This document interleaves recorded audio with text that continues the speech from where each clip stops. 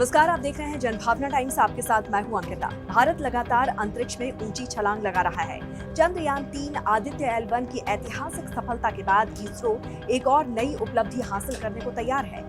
Gaganyaan mission का लक्ष्य 2025 में 3 दिवसीय मिशन के तहत मनुष्य को 400 किलोमीटर की ऊंचाई पर पृथ्वी की निचली कक्षा में भेजना और उन्हें सुरक्षित रूप से पृथ्वी पर वापस लाना है। इसके लिए 21 अक्टूबर को इसरो ने गगनयान मिशन की पहली टेस्ट फ्लाइट सफलतापूर्वक लॉन्च कर इतिहास रच दिया।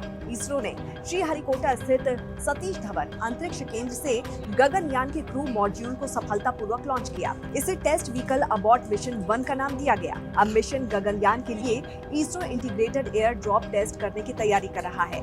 ISRO integrated air drop test के जरिए गगनयान के क्रू मॉड्यूल को हेलीकॉप्टर से गिराने और अलग अलग ऊंचाई और वेलोसिटी पर मॉड्यूल पर पकड़ने वाले प्रभावों को समझेगा।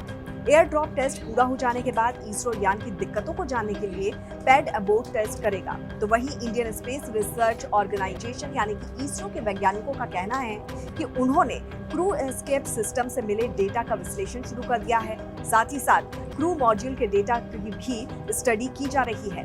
वो इस डेटा के जरिए ये समझने की कोशिश करेंगे कि अलग अलग सिस्टम कैसे काम कर रहे हैं। वो इस बात की भी जांच कर रहे हैं कि क्रू मॉड्यूल ने जब बंगाल की खाड़ी में लैंडिंग की तो उस वक्त मॉड्यूल के भीतर मौजूद सिस्टम ने किस तरह से अपनी सुरक्षा की। इसरो ने 21 अक्टूबर को आंध्र प्रदेश के श्रीहरिकोटा से गगनयान मिशन के लिए टेस्ट व्हीकल डेवलपमेंट फ्लाइट को अंजाम दिया था। रॉकेट की लॉन्चिंग के बाद क्रू एस्केप सिस्टम और क्रू मॉड्यूल सफलतापूर्वक समुद्र में लैंड हुए और लैंडिंग वाली जगह पर भारतीय नौसेना का जहाज पहुंचा और फिर टीम ने दोनों ही चीजों को रिकवर किया।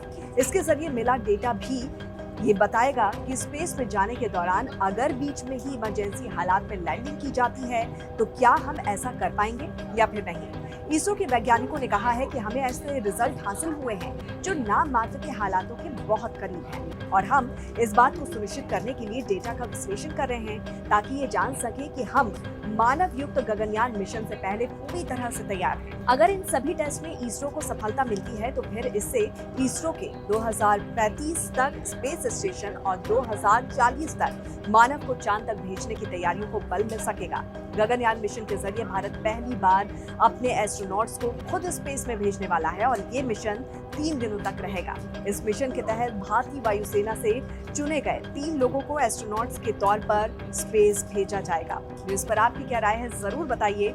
जुड़े रहिए जनभावना टाइम्स के साथ। नमस्कार।